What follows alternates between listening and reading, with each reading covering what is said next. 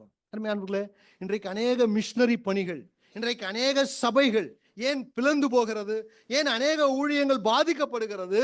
காரணம் என்ன? அதில் இருக்கிற ஒரு சிலருடைய சுயம் இல்லையா?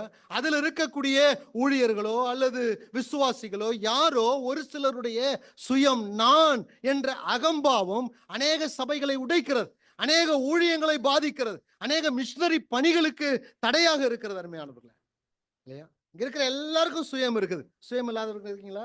எனக்கு இருக்குது இல்லையா? இங்க இருந்து பிரசங்கம் பண்றதுனால எனக்குள்ள சுயம் இல்லை என்று சொல்ல முடியாது. ஆனால் நான் என் சூழ்நிலை, என்னுடைய சுய உணர்வுகள் டச் பண்ணும் பொழுதுதான் எது வரும்? உள்ள இருக்கக்கூடிய அந்த நாக பாம்பு என்ன செய்யும்? வெளியே வரும். அந்த சுயம் வெளியே வந்து விஸ்வரூபம் எடுக்கும்.